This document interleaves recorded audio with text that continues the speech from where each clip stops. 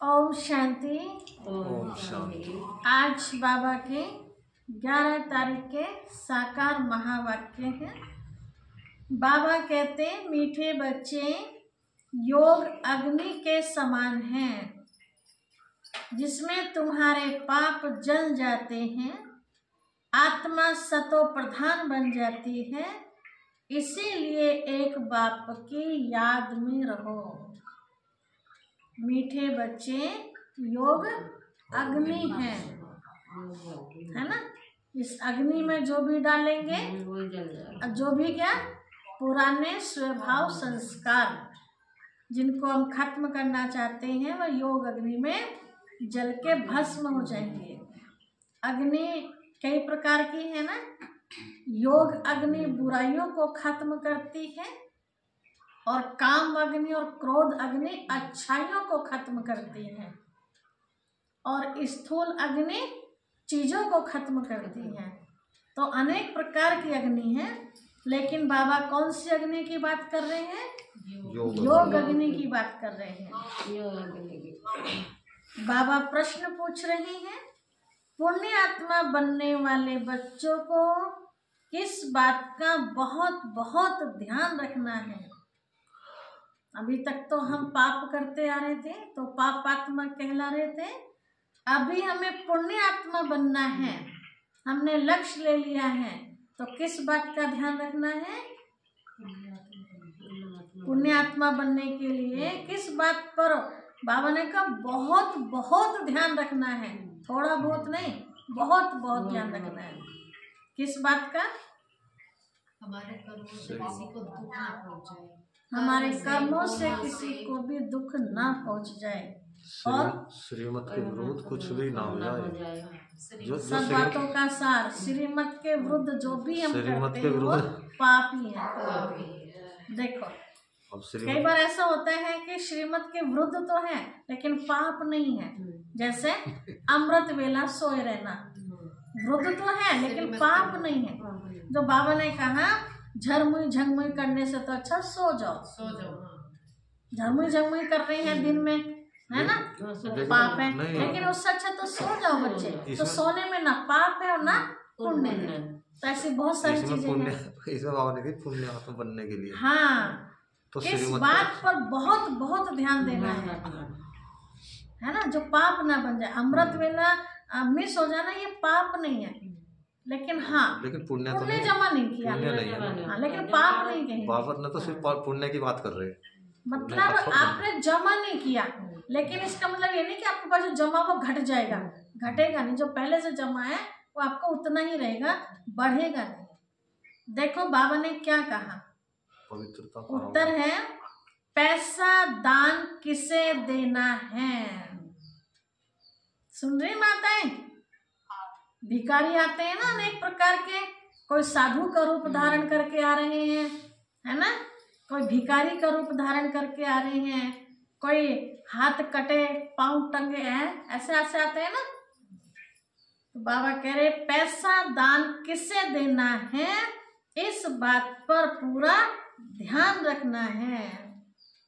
हम साधु समझ के दे देते हैं कि तो साधु है, कहीं भगवान का रूप ना आ गया हो। हाँ, अब तो समझ लिया भगवान कौन है। पहले भी समझते थे लेकिन ध्यान नहीं देते थे, है ना। भगवान दाता है, सबको खिलाने वाला है। क्या वो दर दर रोटी के लिए पैसा मांगेगा, चीजें इकट्ठी करेगा? सोचो जरा गहराई से। अगर किसको पैसा दिया और उसने जाकर शराब आदि पिया, बुरे कर्म किए, तो उसका पाप तुम्हारे पर आ जाएगा। क्योंकि निमित्त कौन बने आगे बढ़ाने के लिए? उसे ना उस पे पैसा होता ना वो गलत काम करता।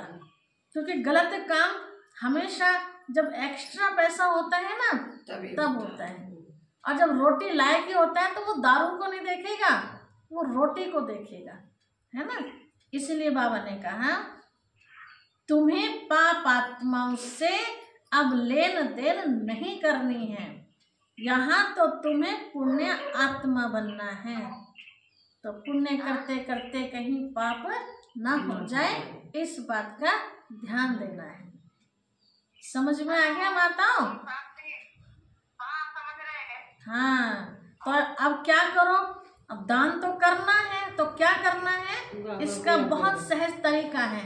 एक तो कल बताया था आपको, घी का दीपक ना जला के उसे खत्म ना करके बाबा के लिए घी जोड़ो और उस घी का भोग लगवाओ, ठीक है। ज्यादा घी है तो दीपक भी जला लो, और ज्यादा घी है तो अलग से भी दे दो चाय, ठीक है। आज तरीका बाबा बता रहे कि पाप आत्माओं को नहीं देना, लेकिन हमें दान करना है, किसी को दरवाजे से खाली नहीं भेजना है। तो बाबा ने कहा बच्चे आपके पास ज्ञान रत्न इतने हैं, उसे बैठा के ज्ञान रत्नों का दान दो। उसे प्यास लगी है पानी पिलाओ, है ना, गर्मी है ठंडा शरबत पिला दो उसको, है ना। और इतना वो पिएगा इतना से ज्ञान भी सुनाओ, ऐसे नहीं पानी तो पिला दिया, शरबत पिला दिया और उसको ऐसे ही भेज दिया। उसे ज्ञान जरूर सुनाओ, तभी आपका वो पानी भी सफल होगा, वो सेवा में लगेगा, है ना। अगर उसे भूख लग रही है तो उस समय आपके पास भोजन तैयार है, तो आप उससे बेशक भोजन भी करा सकते हैं। लेकिन कब वो सफल होगा आपका भोजन, 2 रोटी 4 रोटी 1 रोटी जो भी आपने खिलाई है, वो कब सफल होगी, कब सेवा में गिनती होगा, जब उसके अंदर आप कुछ ज्ञान की बातें डाल देंगे, तब वो, नहीं तो वो भी व्यर्थ में चला जाएगा। इस बात का ध्यान रखिए। 2 बुढ़िया मांगती फिरती, अच्छे कपड़े पहन रखे, ठीक है। दूसरा, वो स्कूल में कोई चीज मांगते हैं तो उन्हें स्पष्ट कहो कि भैया हम बहुत मेहनत से कमाते हैं, हाथ पांव हमें भी दिए हैं और हाथ पांव आपको भी दिए हैं, है ना। भगवान ने अच्छा काम करने के लिए कहा, भीख मांगने के लिए भगवान का आदेश नहीं। तो इसीलिए आप करो खाओ भैया, कुछ काम नहीं है तो हमारे खेत में काम है, कल कोई ईख बंधेगी, ईख बांधने आ जाए ना, हम आपको पैसा देंगे, ठीक है। तो से ये कह देना उसे अगर अपने घर में काम है तो भैया पैसा चाहिए ना, आजा भैया चल गोबर उठवाना मेरे साथ, बहुत दिन का इकट्ठा हो गया, मतलब कुछ भी काम, उदाहरण के तौर पर कुछ भी काम, बिना काम के आप पैसा देंगे उस आत्मा को तो गलत हो जाएगा।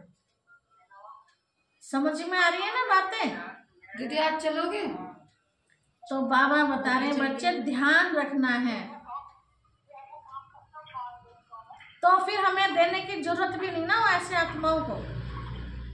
हमारा सफल कहाँ होगा, जो बाबा ने बताया, जो ईश्वरीय कार्य में बच्चे लगे हुए हैं उनकी मदद करो तो आपका सफल होगा। भक्ति मार्ग में एक बात सुनते हैं ना, हंसी में भी कह देते हैं कि हम तो गाय की पूंछ पकड़ के पार हो जाएंगे। और कौन सी गाय, सफेद गाय है काली गाय, कौन सी गाय की पूंछ पकड़ के पार होंगे? सफेद गाय की। अब वो सफेद गाय कौन है, पता है कौन है वो सफेद गाय? शिव बाबा गाय है, ब्रह्मा बाबा गाय है। ब्रह्मा बाबा को खुद कहते हैं कि वो नंदी गण है मेरा। बताओ सरोज माता जी गाय कौन है?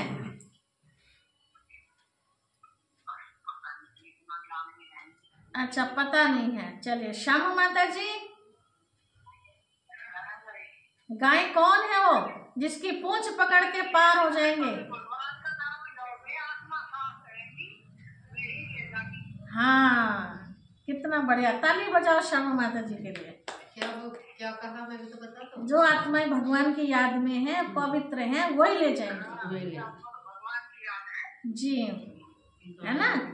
तो जो भव सागर से पार ले जाने का रास्ता दिखा रही हैं ब्रह्मा कुमारी बहनें, पवित्र बहनें, वही सफेद गाय हैं। उनकी पूंछ पकड़ना मतलब उनका साथ निभाना।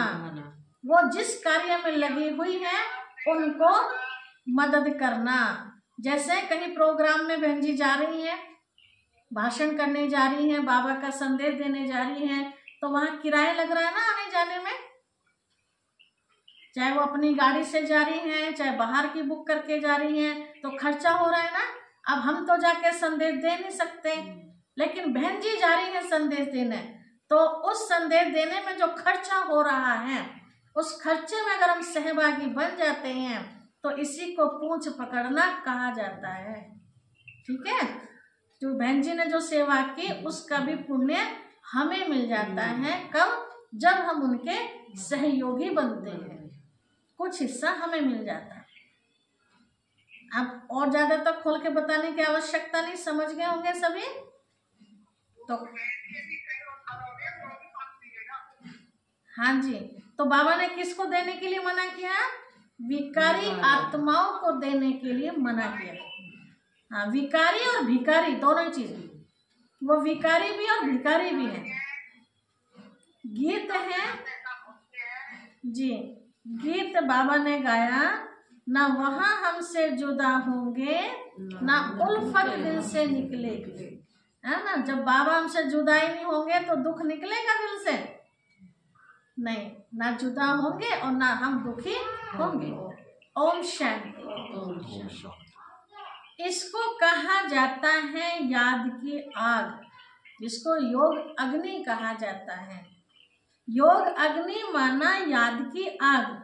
आग अक्षर क्यों कहा है? क्योंकि इसमें पाप जल जाते हैं। यह सिर्फ तुम बच्चे ही जानते हो कैसे हम तमो प्रधान से सतो प्रधान बनते हैं। सतो प्रधान का अर्थ ही है पुण्य आत्मा और तमो प्रधान का अर्थ ही है पाप आत्मा। कहा भी जाता है यह बहुत पुण्य आत्मा है, यह पाप आत्मा है। इससे सिद्ध होता है आत्मा ही सतो प्रधान बनती है, फिर पुनर्जन्म लेते लेते तमो प्रधान बनती है। इसीलिए इनको पाप आत्मा कहा जाता है। पतित पावन बाप को भी इसीलिए याद करते हैं कि आकर पावन आत्मा बनाओ। तो अब वो आए हैं हम सबको पावन बनाने के लिए। पतित आत्मा किसने बनाया? ये किसको नहीं पता। पतित किसने बनाया? गर्दन हिला रहे हो, मुंह से बोलो। रावण। हाँ जी,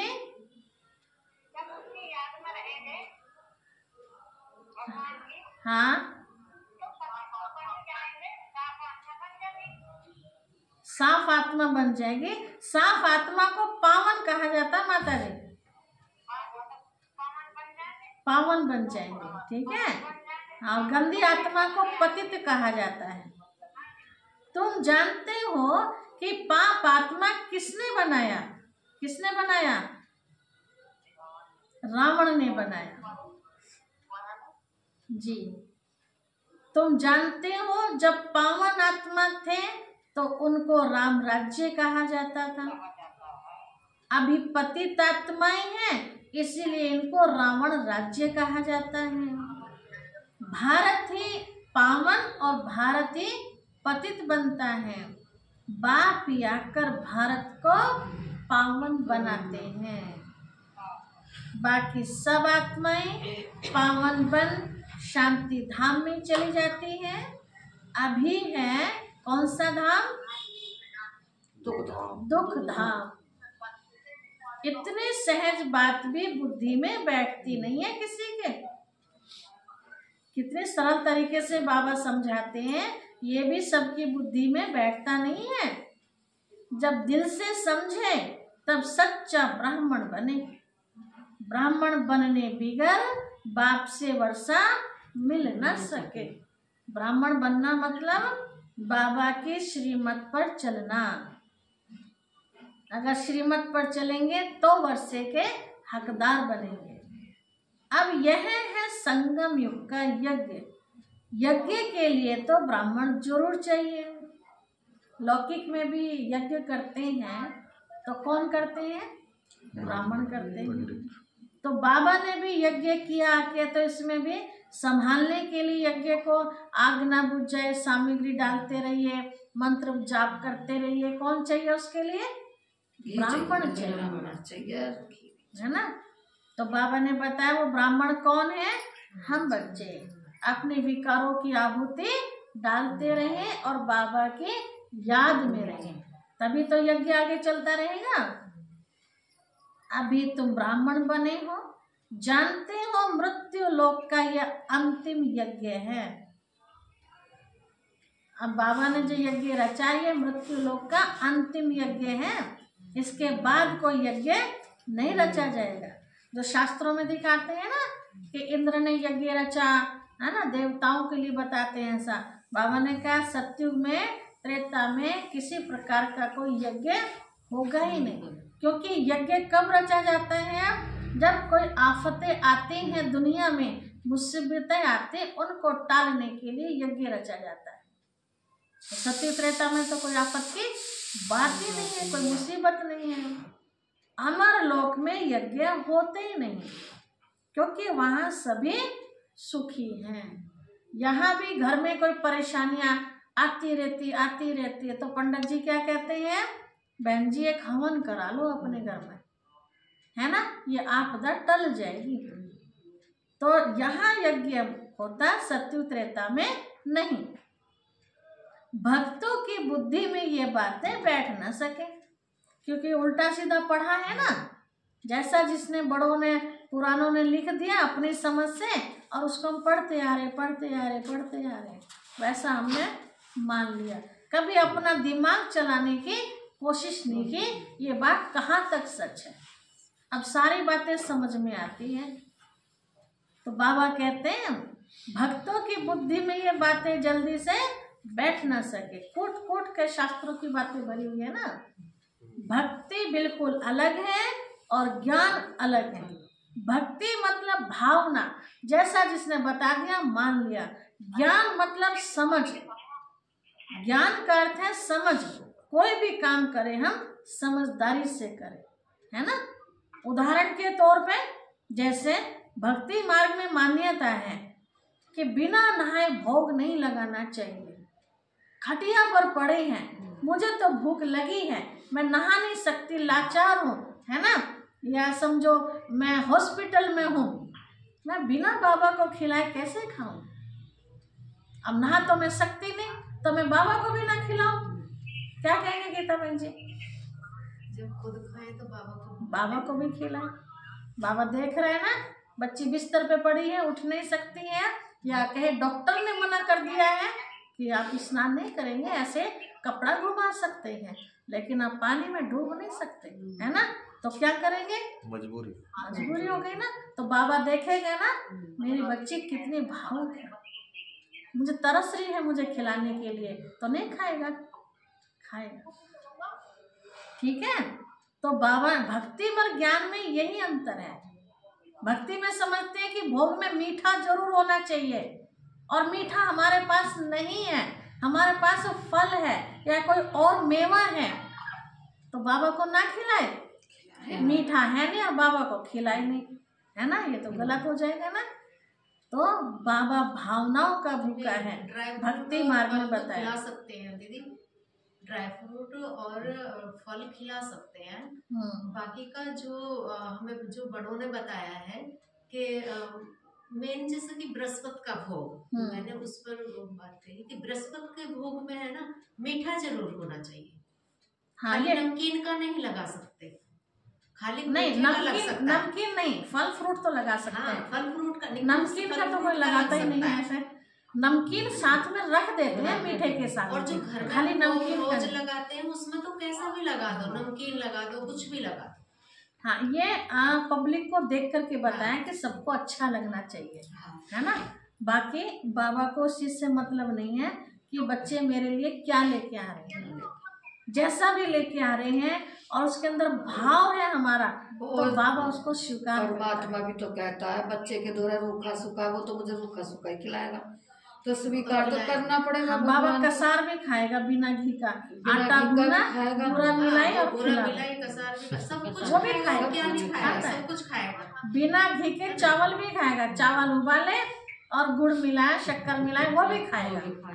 बाबा तो भाषण लेगा, गरीब के पास बढ़िया टेस्टी चावल हम किसको देख के, बाबा को देख के नहीं बना रहे, पब्लिक को देख के बना रहे। लोग क्या कहेंगे? क्योंकि हमें तो भाई देखो बड़ों ने जो सिखाया हमने वो बताया। हाँ, हाँ, इसलिए बाबा कहते हैं आज बच्चे तक हमने जो सीखा थोड़ा सा अपनी अक्ल से भी काम लो, हर बात की नकल मत करो, है ना। समय परिस्थिति अनुसार अपने आप को समझ के ऐसा चलो, है ना।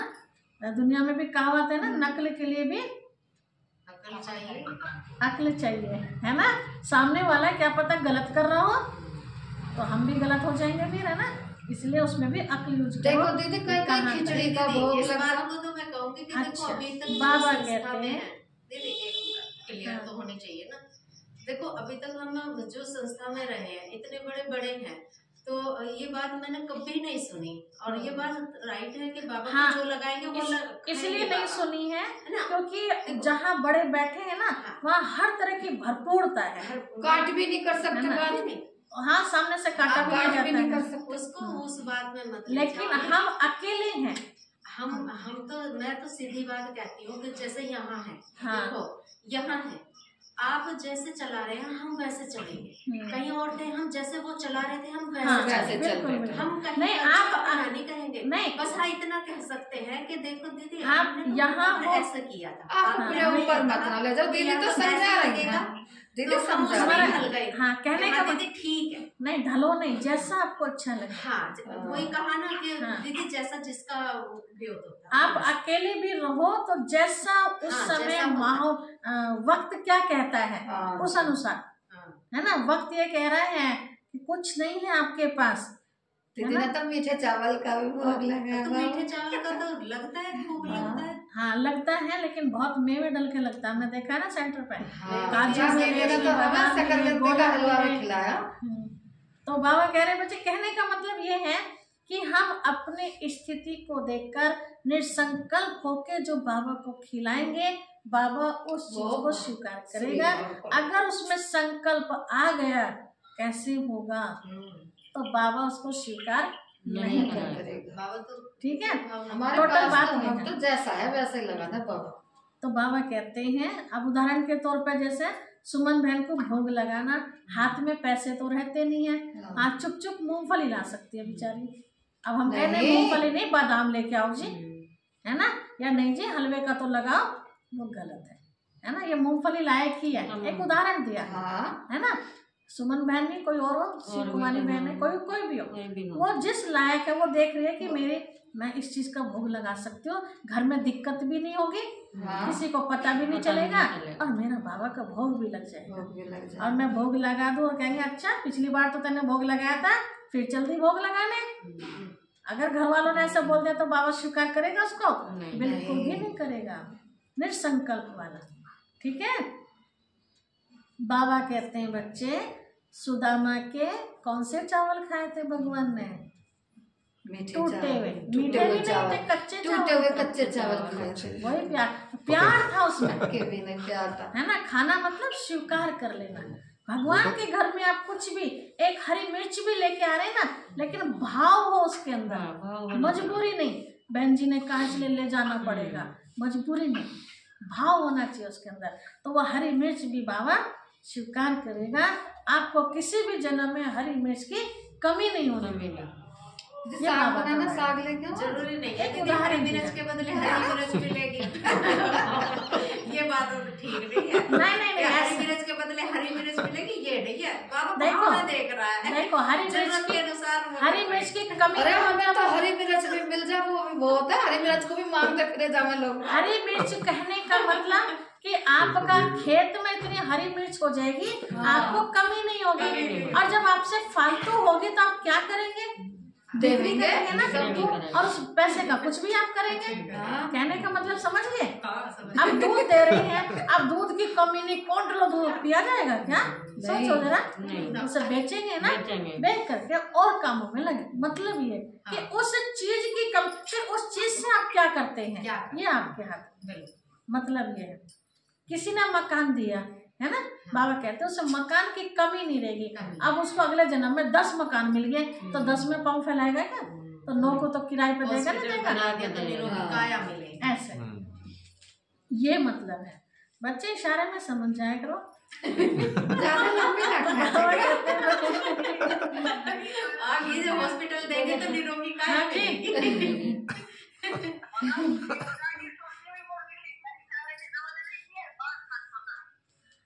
बाबा कहते हैं बच्चे नहीं, क्लियर कर रहे हैं बच्चे, काट नहीं रहे, क्लियर कर रहे हैं।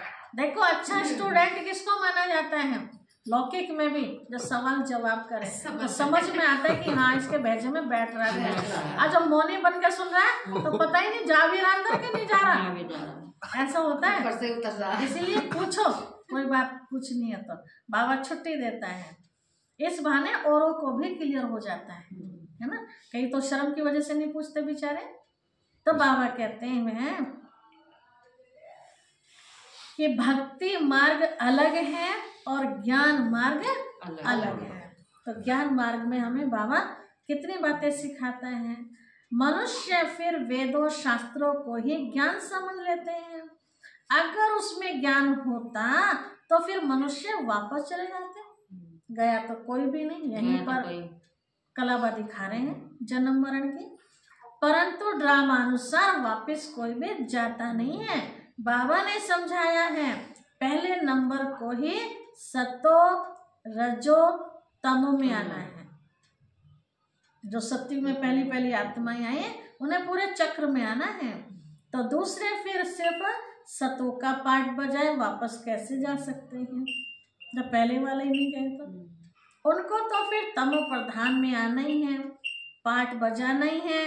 हर एक एक्टर की ताकत अपनी अपनी होती है ना। बड़े बड़े एक्टर्स कितने नामी ग्रामी होते हैं। सबसे मुख्य क्रिएटर, डायरेक्टर और मुख्य एक्टर कौन है? अभी तुम समझते हो, गॉडफादर है मुख्य। पीछे फिर जगत अम्बा, जगत पिता, जगत के मालिक, विश्व के मालिक बनते हैं। उनका पाठ जरूर ऊंचा है तो उनकी पे अर्थात पगार भी फिर ऊंची है। पगार देते हैं बाप तो सबसे ऊंच है। कहते हैं तुम मुझे इतनी मदद करते हो तो तुमको पगार भी जरूर इतनी मिलेगी ना। स्वर्ग की स्थापना में हम मददगार बन रहे हैं तो बाबा फिर हमें उतना देगा भी ना। बैरिस्टर पढ़ाएगा तो कहेगा ना इतने ऊंच पद प्राप्त कराता हूँ। तो इस पढ़ाई पर बच्चों को कितना टेंशन देना चाहिए। गृहस्थ में भी रहना है। कर्म योग संन्यास कर्म योग संन्यास है ना। हमारा क्या है? कर्म योग संन्यास है, हठ योग संन्यास नहीं है हमारा। गृहस्थ व्यवहार में रहते हैं, सब कुछ करते हुए बाप से वर्षा पाने का पुरुषार्थ कर सकते हैं। इसमें कोई तकलीफ की बात ही नहीं है। काम काज करते शिव बाबा की याद में रहना है। नॉलेज तो बड़ी सहज है। गाते भी हैं, हे पतित पावन आओ आकर हमको पावन बनाओ। पावन दुनिया तो राजधानी, पावन दुनिया में राजधानी है तो बाप उस राजधानी का भी हमें लायक बनाते हैं। इस ज्ञान की मुख्य 2 सब्जेक्ट हैं। कौन कौन से? इस ज्ञान की मुख्य 2 सब्जेक्ट हैं। ज्ञान, धारणा, 2 पूछा, सेवा, ज्ञान और योग। बाबा ने कहा अल्फ और बे। अल्फ माना अल्लाह, शिव बाबा की याद मतलब योग, और बे माना बादशाही। तो बादशाही कब मिलेगी? जब सेवा करेंगे, है ना। तो याद और सेवा ये 2 सब्जेक्ट हैं मुख्य। स्वदर्शन चक्रधारी बनो और बाप को याद करो तो तुम एवर हेल्दी वेल्दी बनेंगे। बाप कहते हैं मुझे वहां याद करो। कहाँ? परम धाम में बुद्धि लगाओ, वहां याद करो। घर को भी याद करो। मुझे याद करने से तुम घर चले जाएंगे। स्वदर्शन चक्रधारी बनने से तुम चक्रवर्ती राजा बनेंगे। यह बुद्धि में अच्छी रीति रहना चाहिए। इस समय तो सब तमो प्रधान है। सुख धाम में सुख, शांति, संपत्ति सब मिलता है। वहाँ एक धर्म होता है। अभी तो देखो घर घर में अशांति है, मारा मारी लगी पड़ी है। स्टूडेंट लोग देखो कितना हंगामा करते हैं, अपना न्यू ब्लड दिखाते हैं, जोश दिखाते हैं अपना ना जवानी का। यह है तमो प्रधान दुनिया, सतयुग है नई दुनिया। बाप संगम पर आया हुआ है। महाभारत लड़ाई भी संगम की ही है। अभी यह दुनिया बदलनी है। महाभारत का जो युद्ध हुआ उसमें जो भी एक्टर थे वो सब एक्टर इस समय संगम युग पर है ना। यहाँ दुर्योधन भी है, यहाँ शकुनी भी है, यहाँ अर्जुन भी है, तो यहाँ धृतराष्ट्र भी है ना। सभी वर्तमान समय में कौरव भी, पांडव भी और यादव भी, तीनों। तो कौरव कौन है? भगवान से जो विपरीत है वो कौरव है, भगवान से प्रीत करने वाले पांडव है, और जो विनाश की तैयारी में लगे हुए हैं वो यादव है। तो ये सारे इसी समय हैं। उन्होंने द्वापर में महाभारत दिखा दिया। तो बाबा कहते हैं बच्चे, बाप भी कहते हैं कि मैं नई दुनिया की स्थापना करने संगम युग पर आता हूँ। इनको ही पुरुषोत्तम संगम युग कहते हैं। पुरुषोत्तम मास, पुरुषोत्तम संवत भी मनाते हैं, परंतु यह पुरुषोत्तम संगम का किसको भी पता नहीं है ना। पुरुषोत्तम मास का तो पता है, लेकिन पुरुषोत्तम युग का नहीं पता। संगम पर ही बाप आकर तुमको हीरे जैसा बनाते हैं, फिर इनमें भी नंबरवार तो होते ही हैं। हीरे जैसा राजा बन जाते हैं, बाकी सोने जैसी प्रजा बन जाती है। जो संगम युग पर हीरे जैसे है ना, वो क्या बनेंगे? सोने जैसे। क्या बनेंगे? जो संगम पर हीरे जैसे, जो संगम युग पे हीरे जैसे बच्चे हैं, पुरुषार्थ हाई फाई तभी तो हीरे जैसा कहेंगे, तो वो क्या बनेंगे?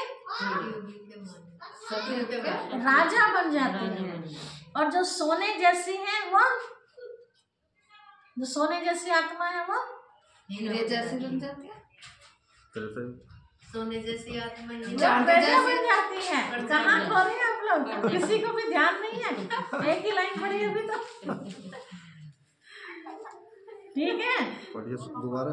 हीरे जैसे राजा बन जाते हैं, हीरे जैसे तो राजा, बाकी सोने जैसी प्रजा बन जाते हैं। सोने जैसी प्रजा बन जाती है। चांदी की तो बात ही नहीं है, चांदी वाले तो त्रेता में जाएंगे, है ना। सिल्वर जुबली तो वही होगी ना, सिल्वर एज। अभी तो गोल्डन एज की बात चल रही है। तो बाबा कहते हैं बच्चे देखा कैसे बुद्धि खिसक जाती है। मार दिया ना माया ने चमाट एकदम, कितना अनमोल रतन जा रहा था, है ना।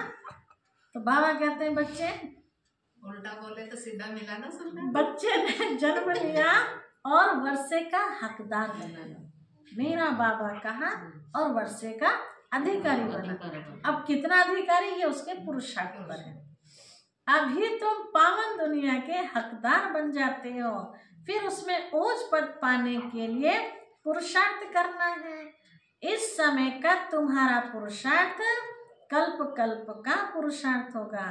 समझा जाता है यह कल्प कल्प ऐसा ही पुरुषार्थ करेंगे, इनसे जास्ती पुरुषार्थ होगा ही नहीं।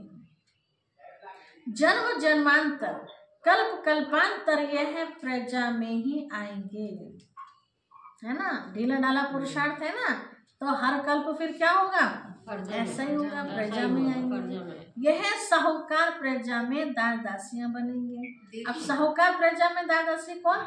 जो संगम युग पे पुरुषार्थ तो नहीं करते इतना, लेकिन धन से अच्छे सहयोगी हैं, यज्ञ को मदद करते हैं। तो हाँ जी, जैसे संगम पर हम है ना, ऐसे ही बनेंगे।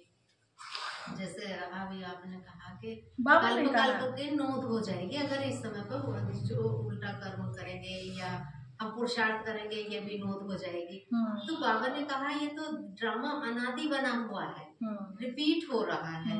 तो जिस समय में सृष्टि शुरू हुई होगी उसी समय में हमने बेवकूफी कर दी, तो आज तक हम भुगत रहे हैं। तो अब बाबा कहते हैं संगत पर आपको चेंज करने का चांस मिलता है ना। अब बाबा अपने तरफ से कहते हैं चांस में दे रहा हूँ बच्चे, इसलिए तो समझा रहे हैं, क्योंकि अगर चांस ना मिलता है तो बाबा को समझाने की जरूरत नहीं। बाबा को उम्मीद भी है कि मैं समझाऊंगा तो मेरे बच्चे समझ जाए, और देखो समझ रहे हैं ना।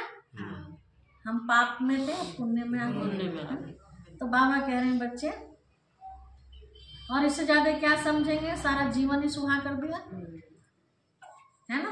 तो लोगों से तो बेहतर है, लोग तो कोई धन सुहा कर रहा, कोई मकान सुहा कर रहा है ना। हमने तो नहीं सुहा कर हमने दिया, तो सब कुछ सुहा कर दिया, सुहा कर दिया तो बचा ही क्या रहा, सुहा हो गए। धन हमारे पास है नहीं तो वो भी कर देते, ठीक है। तो बाबा कहते हैं करते ही रहा है क्यों ना, करते ही रहा। दूसरों का करवा रहे, हम क्या कमाते हैं, आपका करवा रहे, धन सफल कोई बात नहीं। तो बाबा कह रहे बच्चे नंबर 1 तो होते ही है ना, हमारा भी तो बाबा का ही है। पढ़ाई के आधार से सब मालूम पड़ जाता है। बाबा झट बता सकते हैं, इस हालत में तुम्हारा कल शरीर छूट जाए तो क्या बनेंगे। इस हालत में मेरा शरीर छूट जाए तो क्या बनेंगे। कल किसी से बात चल रही थी तो उनको चिंता थी, मेरा अगर शरीर छूट गया तो आगे का रास्ता दिखा रहे थे। बड़ा अच्छा लगा सुनकर कि मेरा जो भी धन है उस धन को बाबा की सेवा में मधुबन में सफल करा देना, है ना। कितनी अच्छा सोच है। नहीं तो बैंक का तो गवर्नमेंट का जो बाबा ने कहा ना, किसी की दबी रहेगी धूल में, किसी की राजा खाए, किसी की चोर ले जाए, किसी की आग जलाए, सफल होगी उसकी जो धनी के काम लगे। अब जाने वाली आत्मा ने भले जीते जी तो नहीं लगाया, लेकिन जाने के बाद किसी को ऑफर किया कि मेरा धन तुम्हारे हवाले है, तो इस धन को सेवा में, तो लगाने वाले का भी कुछ ना कुछ पुण्य जरूर लगेगा। तो बाबा कहते हैं बच्चे, तो बाबा बता सकते हैं कि इस हालत में अगर कल तुम्हारा शरीर छूट जाए तो तुम क्या बनेंगे। दिन प्रतिदिन टाइम थोड़ा होता जाता है, अगर कोई शरीर छोड़ेंगे फिर तो पढ़ भी नहीं सकेंगे। हाँ, थोड़ा सिर्फ बुद्धि में आएगा, शिव बाबा को याद करेंगे। जैसे छोटे बच्चे को भी तुम याद कराते हो ना, शिव बाबा कहता रहता है ना छोटा बच्चा भी, तो उनका भी कुछ मिल सकता है। छोटे बच्चे के पीछे मेहनत करते उसका भी मिलेगा। छोटा बच्चा तो महात्मा मिसल है, विकारों का पता नहीं, जितना बड़ा होता जाएगा विकारों का असर होता जाएगा। क्रोध होगा, मोह होगा। अभी तुमको तो समझाया जाता है, इस दुनिया में इन आँखों से जो कुछ भी देखते हो उनसे ममत्व मिटा देना है। क्या कह रहे हैं बाबा, बच्चे जो भी आँखों से देख रहे हो यूज करो, है ना। मकान का सुख लो, पैसे हैं तो बाबा कहते हैं पैसे का सुख लो, है ना। सेवा में भी लगाओ, अपने प्रति भी लगाओ, है ना, जिस चीज की जरूरत है, लेकिन बुद्धि को मत फंसाओ उसमें। आत्मा निकल जाए तो ये ना, इसे तो मैं बाबा की सेवा में लगा देती तो अच्छा होता है, फिर ऐसा पछतावा ना हो जाए, है ना। पहले सेवा में लगा दो। तो ममत्व मिटा देना है। आत्मा जानती है यह तो सब कब्र दाखिल होने हैं, तमो प्रधान चीज है। मनुष्य मरते हैं तो पुरानी चीज करनी घोर को दे देते हैं। पहले ऐसा होता था, मरने वाले की सारी चीजें करनी घोर को, लेकिन अब कोई नहीं लेता। बाप तो फिर बेहद का करनी घोर है, ये जो लेगा। और कहते अपना सारा कीचड़ पट्टी मुझे दे दो, अर्थात उसे याद मत करो। बाबा करनी घोर भी हैं तो धोबी भी हैं। क्या कर रहे हैं धोबी बन के? पाप को धो रहे हैं। हाँ, हम सब आत्माओं की धुलाई कर रहे हैं। तुमसे क्या लेते हैं और देते क्या है? देखो, लेता क्या है बाबा हमसे और देता क्या है। लेता क्या? हमारी कीचड़ पट्टी। बच्चे सारी बुराई मुझे दे दो, और उसके बदले देखो विश्व की बादशाही देता है। तुम जो कुछ थोड़ा धन भी देते हो तो वह तो खत्म होना ही है, फिर भी बाप कहते हैं ये धन रखो अपने पास। बाबा को हमारा धन भी नहीं चाहिए, है ना। हम लगा रहे हैं तो अपने लिए लगा रहे हैं, अगले जन्म के बैंक में जमा कर रहे हैं। बाबा पे कोई एहसान थोड़ी कर रहे हैं। भंडारी में हमने 100 रुपये डाले, 50, 10, 20 रुपये डाले, तो बाबा पे कोई एहसान है। अब बैंक में कोई पैसे जमा करने जाता है, अपने खाते में जमा करता है, तो मैनेजर पे कोई एहसान कर रहे हैं। तो बाबा कहते हैं सबसे तुम मोहब्बत को मिटा दो, किताब बाप को देते, हिसाब किताब बाप को देते है ना। बाबा इतना तो पूछने का अधिकारी है ना। जब हमें कमाने के लिए वो दिमाग दे सकता है, तो उस दिमाग से जो हमने कमाया उस कमाई का हिसाब भी तो ले सकता है, नहीं ले सकता? ले सकता है ना। तो बाबा कहते हैं हिसाब किताब देते रहो, फिर डायरेक्शन मिलते रहेंगे। बाबा से पूछेंगे तो बाबा सलाह भी देगा, बच्चे इस पैसे को कहाँ लगाए, है ना। और अपनी मर्जी से खर्च करेंगे तो बाबा जिम्मेवार थोड़ी है। तुम्हारा यह कप्पन जो है यूनिवर्सिटी में और हॉस्पिटल में हेल्थ और वेल्थ के लिए लगा देते हैं। और नहीं पैसों को क्या करे बाबा? तुम्हारा जो कप्पन है ना, तो इसको किस में लगाते हैं बाबा? रूहानी यूनिवर्सिटी खोल देते हैं, वहाँ सेंटर बना देते हैं, हॉस्पिटल खोल देते हैं, उससे लोगों को हेल्थ और वेल्थ मिल जाती है। हॉस्पिटल होती है बीमार के लिए और यूनिवर्सिटी होती है पढ़ाने के लिए। तो यह तो कॉलेज और हॉस्पिटल दोनों इकट्ठी हैं। सेंटर क्या है? हॉस्पिटल भी है और ये कॉलेज भी है। भाई बीमार मन आते हैं यहाँ, उदास आते हैं, तो उनको ठीक किया जाता है तो हॉस्पिटल है। नई नई बातों की जानकारियाँ मिलती हैं तो ये कॉलेज भी है। तो यह है कॉलेज और हॉस्पिटल दोनों इकट्ठी हैं। इनके लिए तो सिर्फ 3 पैर पृथ्वी के चाहिए बस, जिनके पास और कुछ नहीं है।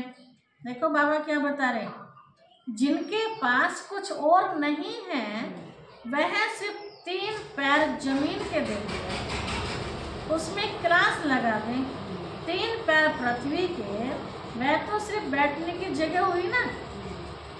आसन 3 पैर का ही तो होता है, ये टेबल भी बड़ा है ना। आसन 3 पैर का ही होता है। 3 पैर पृथ्वी पर कोई आएगा, अच्छी रीति समझ कर जाएगा, तो पुण्य किसका जमा होगा? जिसने 3 पैर पृथ्वी को दी है ना। भले लिखत में नहीं दिया, लेकिन यूज करने के लिए तो हमें दिया कि आप खूब यहाँ सेवा करो, है ना। तो ये कम बात है क्या? यूज करने के लिए फ्री में दे दिया। 3 पैर पृथ्वी पर कोई भी आएगा, अच्छी रीति समझेगा तो पुण्य जमा होगा। कोई आया, आसन पर बैठाया और बाप का परिचय दिया। बैजेज भी बहुत बनवा रही हैं सर्विस के लिए। यह है बहुत सिंपल, चित्र भी अच्छे हैं, लिखत भी पूरी है। इनसे तुम्हारी बहुत सर्विस होगी।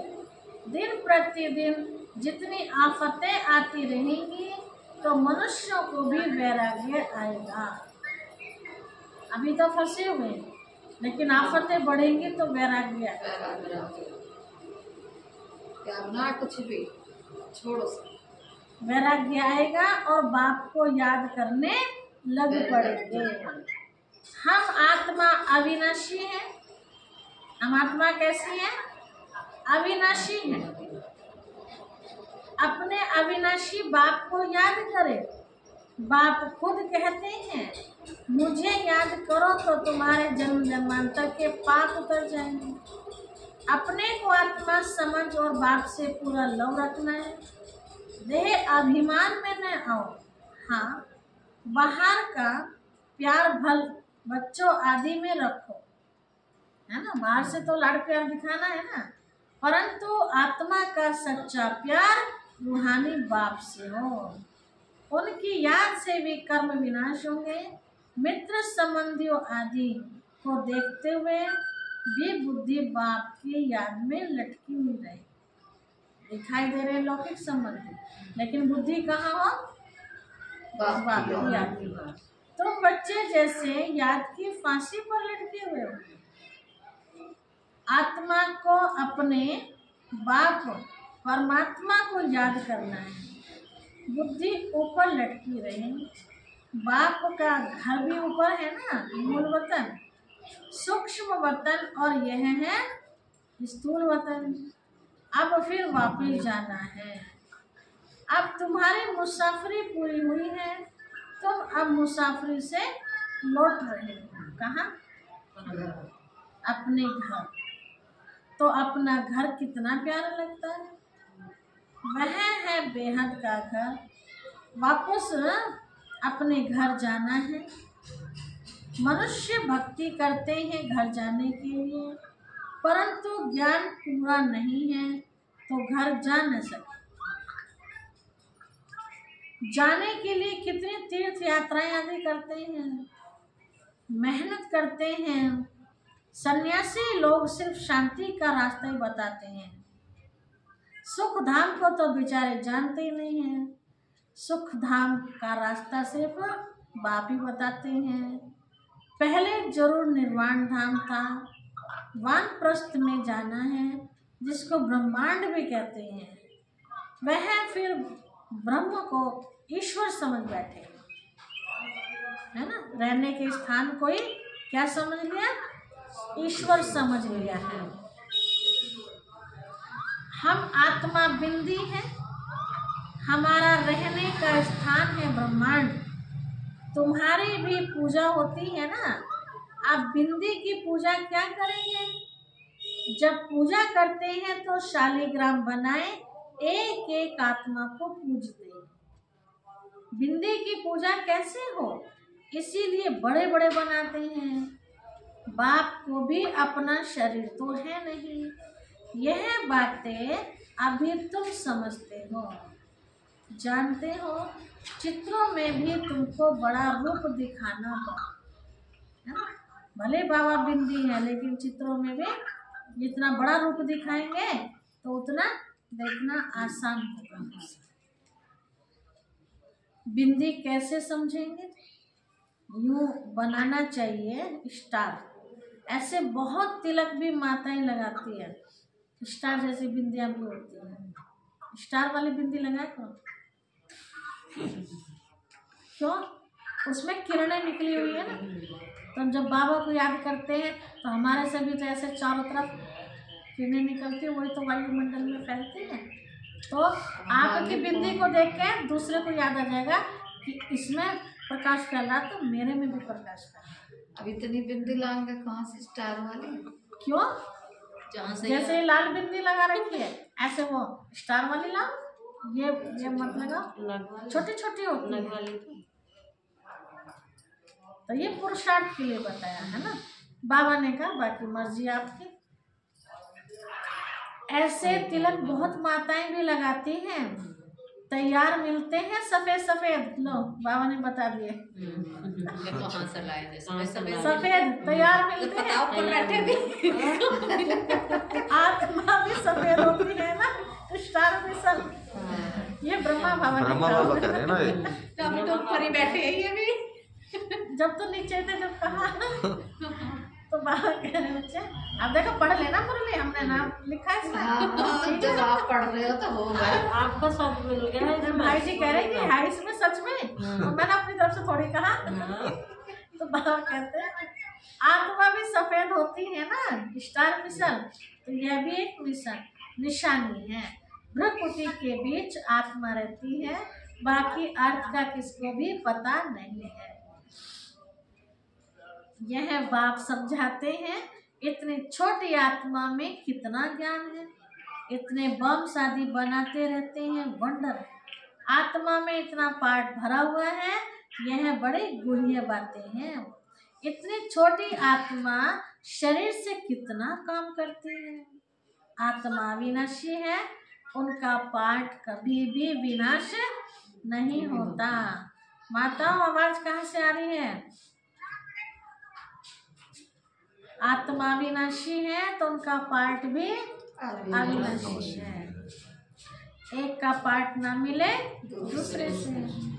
अभी बहुत बड़ा झाड़ है। सतयुग में कितना छोटा सा झाड़ होता है, पुराना तो होता नहीं। मीठे छोटे झाड़ का कलम अभी लग रहा है। तुम पतित बने थे, अब फिर पावन बन रहे हो। छोटी सी आत्मा में कितना पाठ है। कुदरत है, इसे कहेंगे कुदरत। अविनाशी पाठ चलता रहता है, यह कभी बंद नहीं होता। अविनाशी चीज है, उसमें अविनाशी पाठ भरा हुआ है। ये वंडर है ना। बाप समझाते हैं बच्चे देही अभिमानी बनना है, अपने को आत्मा समझ, बाप को याद करो, इसमें ही मेहनत है। जास्ती पाठ तुम्हारा है, बाबा का इतना पाठ नहीं। कौन से बाबा का इतना पाठ नहीं है? शिव बाबा का जितना तुम्हारा पाठ है। बाप कहते हैं तुम स्वर्ग में सुखी बन जाते हो तो मैं विश्राम में बैठ जाता हूँ। हम स्वर्ग में और बाबा विश्राम में। कहाँ बैठ जाते हैं? परम धाम में। हमारा कोई पाठ नहीं उस समय स्वर्ग में। इस समय इतनी सर्विस करता हूँ ना, यह नॉलेज इतनी वंडरफुल है, तुम्हारे सिवाय जरा भी कोई नहीं जानते। द्वापर से बाबा जग जाम है, द्वापर से बाबा जग जाम है, याद करने लगे है ना। आवाज पहुँच जाती है ना बाबा। बाप की याद में रहने बिगड़ धारणा भी नहीं होगी। खान पान आदि का भी फर्क पड़ने से धारणा में फर्क पड़ जाता है। ऐसे वैसे का हाथ का खा लो तो हमारे अंदर बहुत चेंजिंग आ जाता है। इसमें प्योरिटी बड़ी अच्छी चाहिए, पवित्रता। बाप को याद करना बहुत सहज है। बाप को याद करना है और वर्षा पाना है। इसीलिए बाबा ने कहा था तुम अपने पास चित्र रख दो योग का, और वर्षे का चित्र बनाओ तो नशा रहेगा कि योग करेंगे तो ये मिलेगा। हम ब्राह्मण सो देवता बन रहे हैं, फिर हम देवता सो ब्राह्मण, देवता सो क्षत्रिय बनेंगे ना। क्षत्रिय ब्राह्मण है पुरुषोत्तम संगम में भी। तुम पुरुषोत्तम बनते हो ना। मनुष्य को ये बातें बुद्धि में बैठाने के लिए कितनी मेहनत करनी पड़ती है। दिन प्रतिदिन जितना नॉलेज को समझते जाते हैं तो खुशी भी बढ़ेगी। तुम बच्चे जानते हो बाबा हमारा बहुत कल्याण करते हैं। कल्प कल्प हमारी चढ़ती कला होती है। यहाँ रहते शरीर निर्वाह अर्थ भी सब कुछ करना पड़ता है। बिना किए तो काम नहीं चलेगा ना, करना तो पड़ेगा। सब कुछ करना पड़ता है। बुद्धि में रहे। हम शिव बाबा के भंडारे से खाते हैं। शिव बाबा को याद करते रहेंगे तो काल कंटक सब दूर हो जाएगा। मतलब भंडारे की कमी खत्म हो जाएगी। फिर यह पुराना शरीर छोड़ चले जाएंगे। बच्चे समझते हैं बाबा कुछ भी लेते नहीं, वह तो दाता है। बाप कहते हैं हमारे श्रीमत पर चलो। तुम्हें पैसे का दान किसे करना है, इस बात पर पूरा क्या टेंशन देना है, ध्यान देना है। अगर किसको पैसा दिया और उसने जाकर शराब आदि पिया या बुरे कर्म किए तो उसका पाप तुम्हारे पर आ जाएगा। पाप आत्माओं से लेन देन करते पापात्मा बन जाएंगे। कितना फर्क है, पाप आत्मा पुण्य आत्मा, कितना फर्क है। पाप आत्मा से लेन देन करेंगे तो पाप आत्मा बन जाएंगे। यहाँ तो तुमको पुण्य आत्मा बनना है।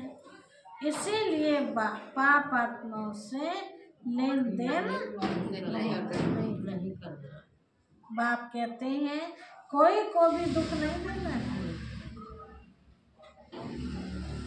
कोई में मोह नहीं रखना है, ना किसी को दुख देना है और ना मोह रखना है। बाप भी सैक्रिन बनकर आते हैं ना, पुराना कटपन देते हैं, देते देखो कितना, और फिर मिलता है कितना, ब्याज सहित है।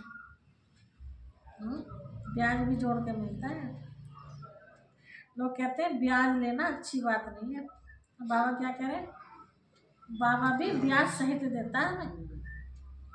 अब इसे क्या कहेंगे, तो ब्याज वैसा हो गया ना, वो शुद्ध है ब्याज, परमात्मा का दिया हुआ, और इसमें लफड़ेबाजी हो जा। नहीं, वो लफड़ा एक अलग चीज है। इसलिए लेकिन बाबा ब्याज का मना करते मतलब है कि आप किसी को मदद कर रहे हैं तो वो आपको बढ़ा के दे, मदद ब्याज करे तो का ऐसे मतलब बढ़ा के दे। ना मदद करे तो ऐसे करो। ब्याज का तो वो जो देगा ना ब्याज दुखी होकर देगा, या ब्याज भी देगा, दुखी होकर देवे, और फिर जो ना फिर कुछ ना तो कुछ यही होगा। सुनते हैं कि वो फलता नहीं है, फलता नहीं सुनते है। यही है।